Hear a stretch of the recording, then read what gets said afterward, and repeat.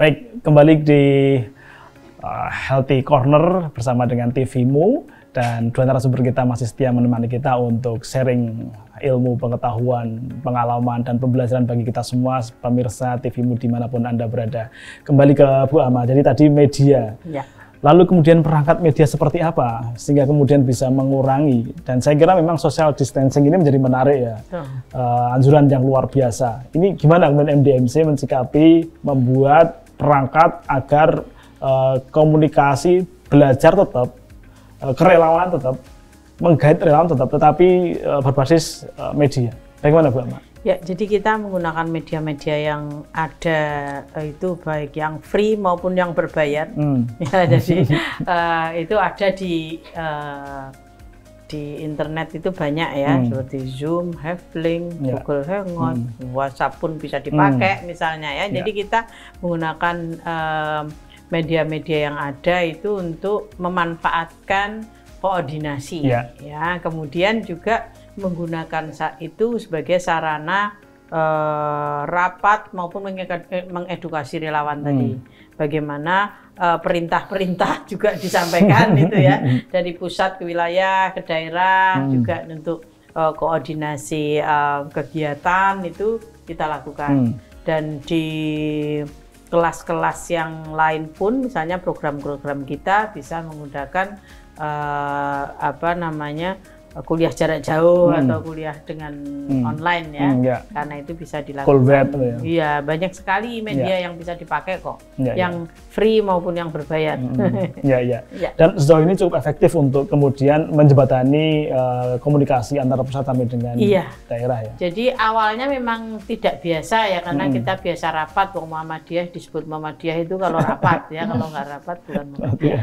Jadi kebiasaan rapat ini kan memang sudah tertanam ya. Jadi untuk merubah datang ke rapat kemudian tiba-tiba harus stay online itu kan tidak mudah, apalagi koneksi tidak di Indonesia kan tidak sama, mungkin di kota lancar, di koneksi di daerah tidak lancar, sehingga komunikasi terputus-putus. Memang membiasakan yang pertama menjadi penting, yang kedua memang dukungan IT ini menjadi sangat penting juga, karena tanpa IT yang bagus ya komunikasinya juga nggak lancar ya. Betul. Jadi ini penting, dan ini juga menjadi dorongan buat setiap relawan dan Muhammadiyah sendiri bagaimana meningkatkan pemahaman IT.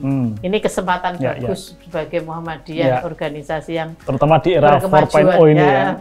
Eranya 4.0 ternyata belum masih dipakai manual ya, yaitu menggunakan ini sebetulnya sebagai uji test case juga, bagaimana sejauh mana di era ini kemudian perangkat itu sudah digunakan. Ya, perangkat itu digunakan, perangkat itu berfungsi juga tadi untuk mengedukasi dan yang lain-lain itu semua sekarang terima informasi melalui WhatsApp karena nggak boleh ketemu misalnya ya. Jadi ini menjadi sarana sekaligus menjadi alat yang harus diketahui dan dipraktekkan. Nah, bagaimana kalau di rumah sakit ketika kemudian pasien harus diisolasi, sedangkan kemudian treatment dilakukan, komunikasi berjalan, mekanisme komunikasi seperti apa ya kalau kemudian ini dilakukan di rumah sakit sehingga pasien masih bisa berkomunikasi, berkontak ke dunia luarnya gitu ya, atau di luar-luarnya gitu Bu Novi? Ya, kalau pasien dalam kasus ini ya pasien COVID kan kita memang perlakuannya sangat khusus ya dibandingkan pasien isolasi yang lainnya. Jadi memang tidak boleh tungguin keluarga, dan bahkan dia berkomunikasi dengan perawat juga melalui WA gitu. Jadi misalnya dia butuh apa, kan mungkin diberikan nomor kontak HP. Kita kan di Bangsal sudah ada HP ya, maksudnya masing-masing Bangsal di PKO kan sudah ada HP khusus jadi mungkin dikasih ke pasiennya. Jadi kalau pasien ada kebutuhan apa disampaikan lewat telepon, karena kan pasien juga diberikan alat komunikasi di dalam, karena kan dia rata-rata kalau misalkan pasien PDP kan mungkin tidak semua dengan kondisi jelek ya, jadi mungkin dia masih bisa beraktivitas seperti biasa. Jadi kemudian kalau dia ada kebutuhan apa yang memang ingin itu, dia silakan menghubungi keluarga, nanti keluarga juga lewat perawat saja. Jadi memang tidak boleh langsung ya. Harus ada perantara ya. Karena tapi kan tetap diberikan akses ya. Jadi nanti kan Nanti kalau dia pengen dibawakan apa, silakan kan bebas dari keluarga gitu. Tapi kalau pasien isolasi gini ditungguin nggak? Ada penunggunya? Enggak ya? Enggak boleh. Tidak boleh ya? Jadi benar-benar murni ya? Murni. Kontak komunikasi karena ini kita ada dewasa perantara. ya, kalau dewasa. Tapi kalau mungkin anak kan mungkin beda ya. Nah itu ya. Kalau anak berarti nanti ya, boleh kan mungkin, ya tapi kalau misalnya dia ditungguin oleh orang tua, mungkin salah satu, tapi kan dia tetap di situ, tidak boleh keluar masuk juga. Itu ya? Tidak boleh keluar masuk juga, karena kan dia hitungannya dia sudah kontak juga diawasi. Dia makan jadi ODP kan. Karena dia kalau kan sudah kontak gitu. Jadi tetap kalau. Apakah sudah ada dokter yang ODP? Di mana? Di rumah sakit. Kalau ODP ya ada, tapi kan tetap kita masih pengawasan ya.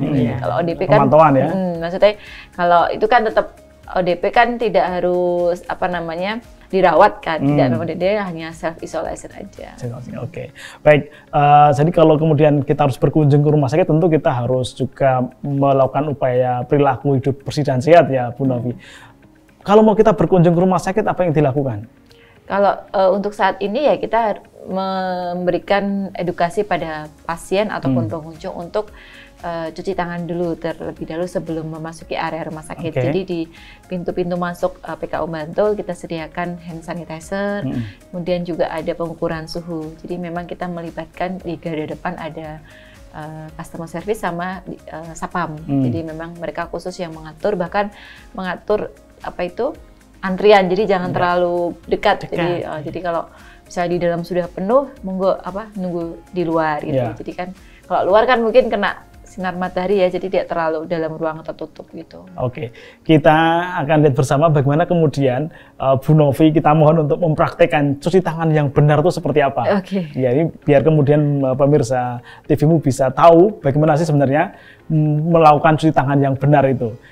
Kita akan lihat bersama. Silakan Bu Novi dipraktekkan. Jadi kira-kira gimana nih melakukan cuci tangan yang benar? Untuk hand sanitizer ya, kita mungkin cukup kalau ini kan bisa 2 kali ya. Cukupnya gitu ya. Jadi ini kita melakukan 6 langkah ya. 1, 2, 3, 4. Langkah yang keempat. Ya. 5. Langkah yang kelima ya. 6. Sudah selesai? Sudah. Jadi ini sudah selesai melakukan cuci tangan. Oke. Jadi kira-kira ada 6 langkah untuk cuci tangan. Berapa waktunya kalau kemudian dengan alkohol dan kalau dengan air biasa misalnya dengan sabun? Kalau untuk alkohol kan sekitar 20 detik sampai 30 detik ya. Kalau untuk menggunakan sabun bisa lebih lama ya, 30 sampai 60 karena kan dia pakai media air. Jadi kan dibasahi air dulu pakai sabun, jadi dia waktunya lebih lama. Oke. Baik, Bu Ama. Saya minta kira-kira Bu Ama, kemudian dengan sumber daya Muhammadiyah, relawan Muhammadiyah tadi, MDMC dari Aceh sampai dengan Papua tadi itu, kemudian ini baru awal, dan kita tidak tahu ya banyak prediksi 2 bulan lagi, 3 bulan lagi, mungkin 4 bulan lagi. Kalau MDMC sendiri kira-kira bagaimana kemudian mensikapi ketika ini baru awal dan masih punya banyak kemungkinan di depan? Apa yang kemudian harus dilakukan oleh relawan MDMC ini? Ya, jadi kita harus